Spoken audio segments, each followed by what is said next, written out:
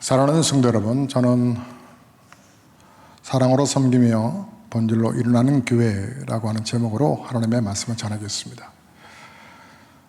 여러분은 진지하게 이 깊어가는 가을에 여러분의 인생에 대해서 또 우리의 삶을 좀 진지하게 고민하고 여러분 정말 왜 사는지에 대해서도 생각해 보셨으면 좋겠습니다. 여러분, 인간은 뭡니까? 누굽니까? 인간은 어디서 온 겁니까?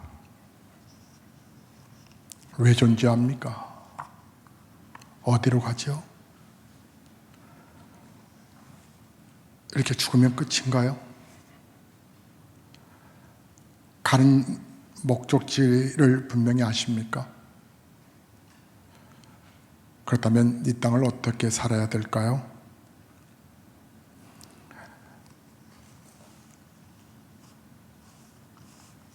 인간의 인생의 근본 문제에 대해서 이렇게 고민해 보지만 실은 대답할 수가 없습니다.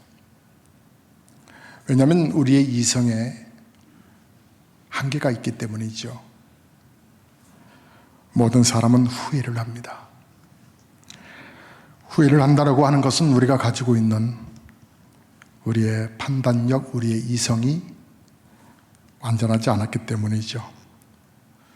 불완전한 사람은 인생의 근본적인 질문에 그래서 대답할 수 없는 거죠. 이것이 이성의 한계 때문에 그렇습니다. 또한 인생의 진지한 문제 앞에 우리가 답하지 못하는 이유는 과학의 한계 때문에 그렇습니다. 여러분, 우리는 아무리 과학이 발달해도 우리 인간의 스스로 피 한 방울 만들 수 없고 흙 한 줌 만들 수 없습니다. 이것이 과학의 한계죠. 이 과학의 한계인 이 한계로 인생이 어떻게 만들어졌으며 어떻게 가는지 정의할 수 있겠습니까? 또한 인생의 이 진지한 문제 앞에 또 물음 앞에 답하지 못하는 이유 중에 하나가 철학의 한계가 있기 때문에 그렇습니다.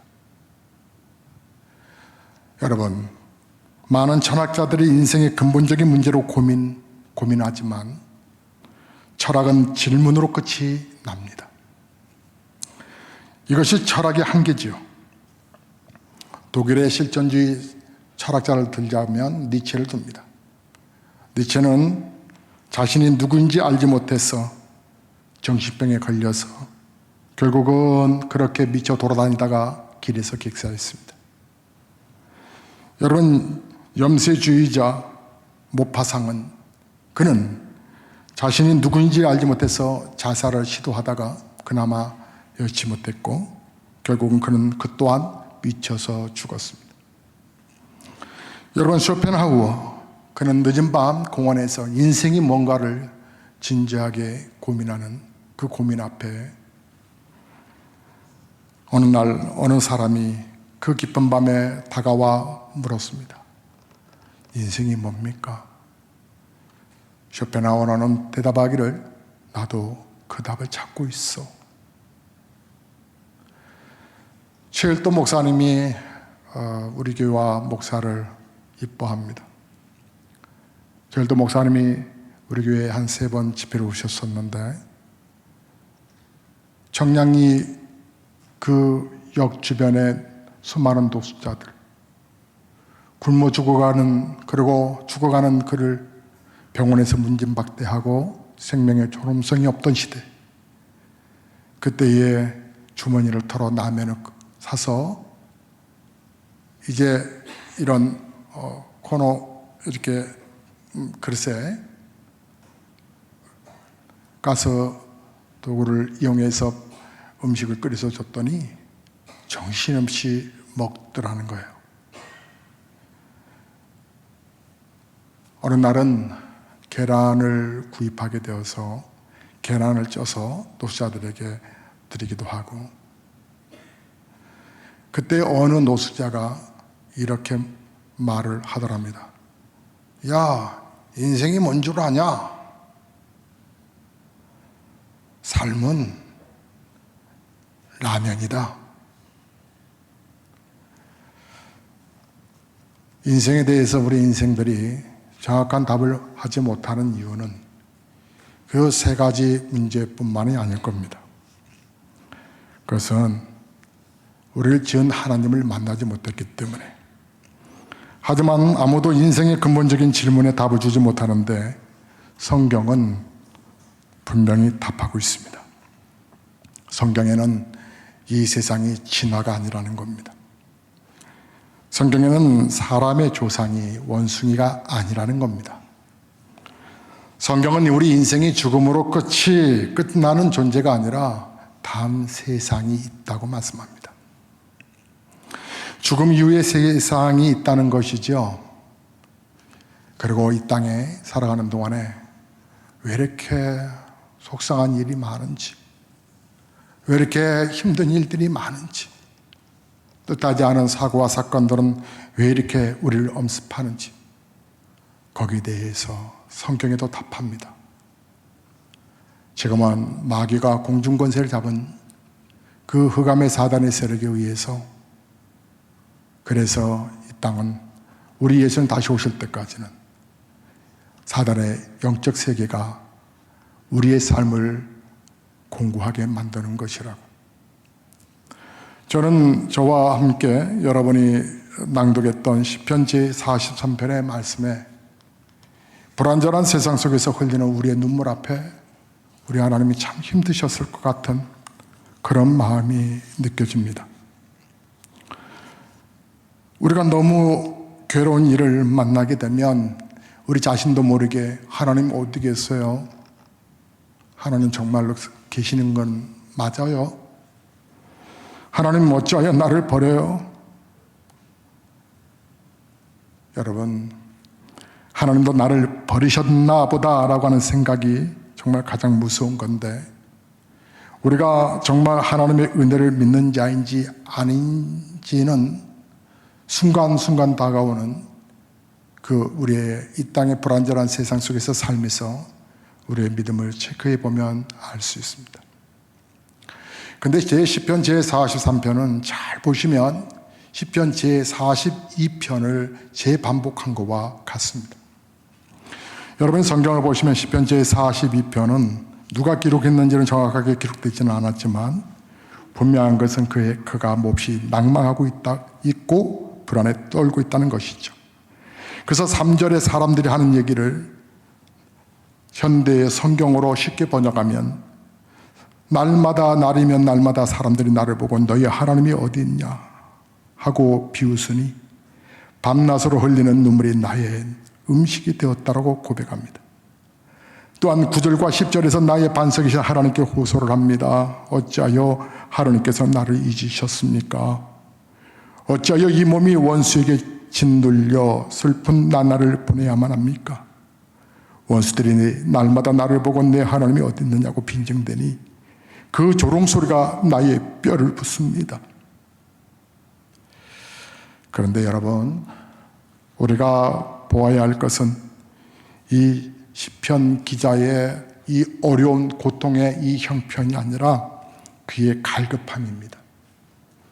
42편의 1절에 하나님 나의 사슴이 시냇물 바닥에서 물을 찾아 헐떡이듯이 내 영혼이 주님을 찾아 헐떡입니다. 쉬운 성경 현대어로 번역해서 말씀드립니다. 2절에 내 영혼이 하나님 곧 살아계신 하나님을 갈망하니 내가 언제 하나님께로 나아가 그 얼굴을 뵐 수 있겠습니까? 시편 기자는 지금 큰 어려움에 처해 있는 것만 아닙니다. 그가 어려움 속에 있지만 하나님의 은혜 속에 있다라고 하는 것을 얘기하고 싶어 합니다. 어려운 일이 생겼기에 믿음을 잃어버리기도 하고 두려워하기도 하고 허우적거리기도 하고 아무런 도움이 되지 않는 이들을 찾아다니다가 더 실족하고 마음이 강팍해지는 경우가 있습니다. 마귀는 그 짓들을 잘하죠. 그래서 그의 졸개 귀신들을 보냈고 귀신들을 섬기는 무당들은 아주 연약한 삶이 고단한 사람들을 그렇게 농락하고 있는 거죠. 많은 사람들이 하나님의 역사를 체험하지 못하는 이유는 갈급함이 없기 때문입니다. 그래도 나는 하나님 앞에 가야지라고 하는 생각을 하지 않았기 때문입니다. 아니, 은혜를 놓쳤기 때문이죠. 나는 우리 교회, 우리 성도님들 하나님 앞에 정말 이뻤으면 좋겠습니다. 하나님 보시기에 이뻤으면 아무리 공부하고 아무리 버겁고 아무리 힘들어도 내 하나님 어디 계시냐고, 하나님 나를 버렸다고 낭망하고 좌절만 하지 마시고 42편 1절에서 사슴이 그 물을 찾아 헐떡이는 것처럼 우리여 더 그럴수록 하나님 앞에, 더 은혜 앞에 나아갔으면 좋겠습니다. 여러분, 43편 3절에서 주님의 빛과 주님의 진리로 주님 앞으로 인도해 달라고 기도하는 이 고백이 여러분 눈에 들어오지 않습니까? 시편 기자가 왜 주님의 빛과 주님의 진리를 구할까? 하나님을 직접 뵐 수 없었기 때문이었겠죠. 그래서 하나님께서는 그의 백성들에게 빛으로 진리로 임하여 주시는 것입니다. 사랑하는 성도 여러분, 오늘도 하나님의 빛 가운데 거하고 싶지 않습니까? 사실 우리가 낙심하고 우리가 좌절하는 이유는 문제보다도 사실 하나님의 은혜가 식어졌기 때문에 그렇습니다. 연탄길의 작가 이철환 씨의 글을 여러분에게 읽어드리겠습니다. 그 소설에 나와 있는 이야기의 한 부분입니다. 오래전 겨울 어느 저녁 무렵에 중학교 동창을 만났습니다. 서로 경제적인 어려움에 가난에 처지었는데 저녁을 먹고 함께 길을 걷다가 강아지를 팔고 있는 할머니 한 분을 만났습니다. 친구가 강아지를 좋아하여 들여다보니 할머니가 6마리 중 2마리가 남았다면서 싸게 줄 테니 1마리 가져가라고 말했습니다. 그러면서 할머니가 말했습니다. 사람들이 아무래도 잘난 놈, 이쁜 놈 먼저 골라 사가요. 그래서 그래도 이렇게 2마리 남았을 땐 마음이 좀 괜찮은데 1마리만 남으면 복이 딱 갈 것 같아요. 이놈이 이들 가운데서 제일 못났구나. 그래서 마지막에 남았겠지 생각하면 마음이 언짢지 않겠어요. 그러나 가진 돈이 없어 강아지를 사지 못하고 친구와 헤어져 집으로 가면서 마음이 무거웠습니다. 어린 딸 아이가 오래전부터 강아지 사달라고 그렇게 졸랐었는데 다음 날이 하필 딸 아이 생일이었기 때문입니다. 다음 날 딸 아이와 시내로 나가 생일 선물로 인형으로 강아지를 대신했습니다. 강아지 인형이었죠. 집으로 돌아오는 버스 안에서 아이는 강아지 인형을 품에 안고 잠들었습니다. 그런데 집에 도착하여 대문을 열고 들어섰을 때 가족 모두 눈이 휘둥그레졌습니다. 마당에 강아지 1마리가 나무 밑등에 끈으로 메어진 채 내리는 눈을 막고 있었던 것입니다. 딸아이는 기뻐 뛰어 달려가 강아지를 품에 안았습니다. 마당에 있는 살구나무 아래 편지가 놓여 있었습니다. 친구의 편지였습니다. 철아나, 봉구 다녀간다. 도둑처럼 주인도 없는 집 담을 넘었다. 네 딸내미가 생일 선물로 강아지 선물 받고 싶다고 했다면서 어젯밤 너와 대화했던 대화가 그렇게 머리에 남아 너하고 헤어진 뒤 강아지 파는 할머니에게로 다시 갔었다. 남은 2마리 중에 조금 더 미운 놈을 사가지고 왔다. 우리 집에서 하루 재우고 오늘 데려왔어. 이 강아지 있잖아. 학교 다닐 적 어쩜 내 모습을 그렇게 많이 닮았는지. 나처럼 못나고 공부도 못하는 애들은 어딜 가나 찬밥이었으니까. 그러나 예수님은 못난 사람들, 힘없는 사람들을 제일로 사랑하셨다는데 말이야. 힘내라. 너는 앞으로 멋진 소설가가 될 것이다. 틀림없이. 나는 친구의 편지를 손에 들고 눈 내리는 하늘을 바라보며 그 흐르는 눈에 눈물이 같이 흘러내렸습니다. 사랑하는 성도 여러분, 우리가 받은 은혜는 하나님께서 결코 버리지 않는다는 엄청난 사랑인데, 그런데 이 은혜가 식어졌습니다.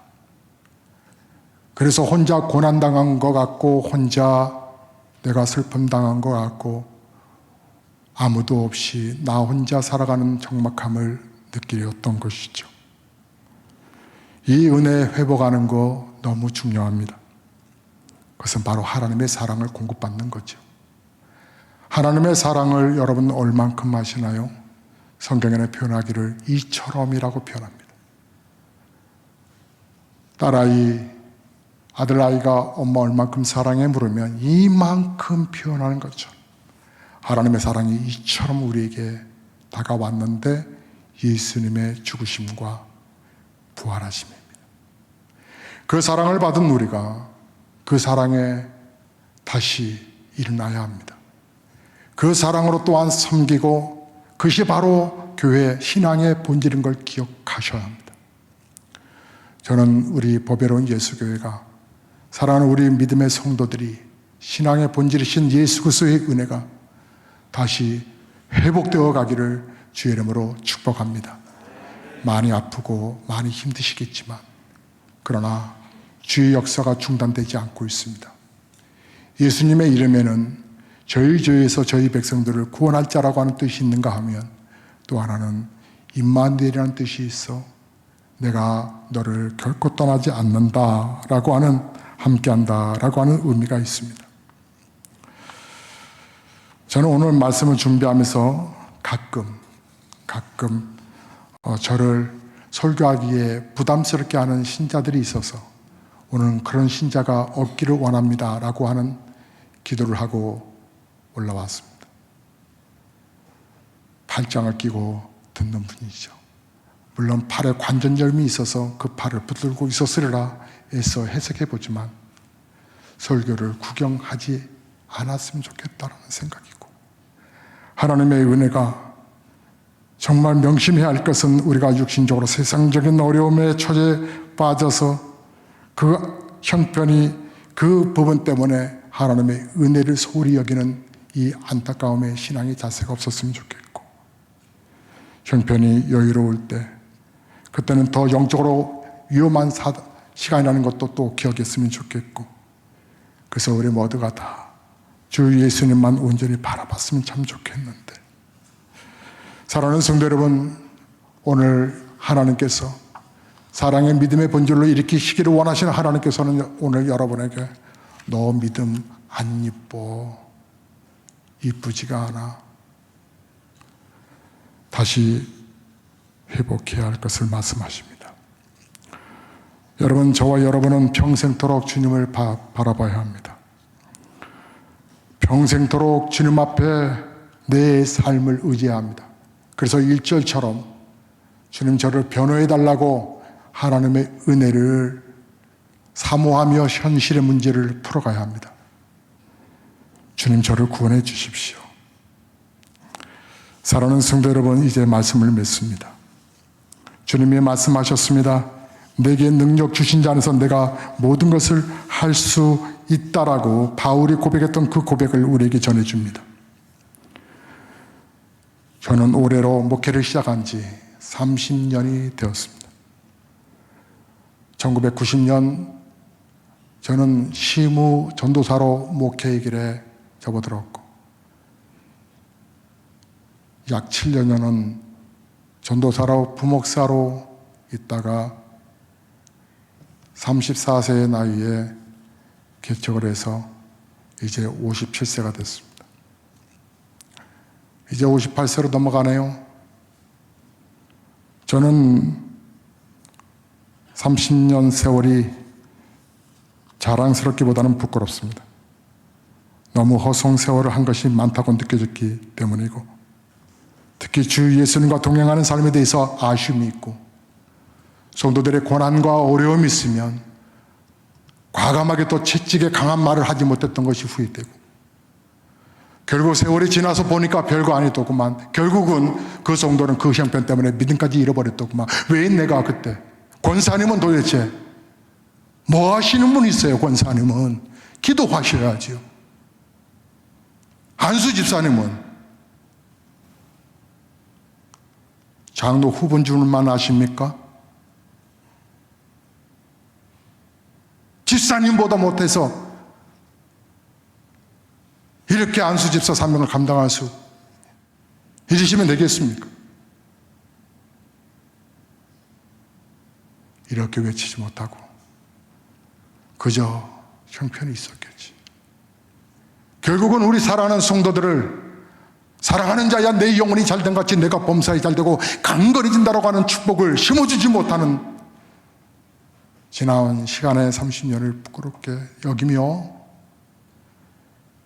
코로나19로 하나님은 한국 교회를 뽀개시기를 원하시고, 교만한 목사들을 뽀개시기를 원하시고, 교만한 교회들을 뽀개시기를 원하시고, 그리고 뽀개져서 그 다시 가루를 만들어 다시 참 진흙으로 만들어 온전한 교회로, 온전한 목사로, 온전한 성도들로 하나님 보시기에 참으로 좋았더라, 이쁜 교회와 이쁜 목사와 이쁜 성도를 세워가기를 원하시는 하나님, 어떤 시험과 어떤 고난에도 내 하나님 사랑합니다라고 고백하며 헌신하고 충성하는 그런 신자들이 세워져 가기를 원하셔서 하나님은 코로나19를 전에 전혀 경험하지 못했던 비대면과 더불어 하나님은 아주 강하게 회초리를 들고 계신 겁니다.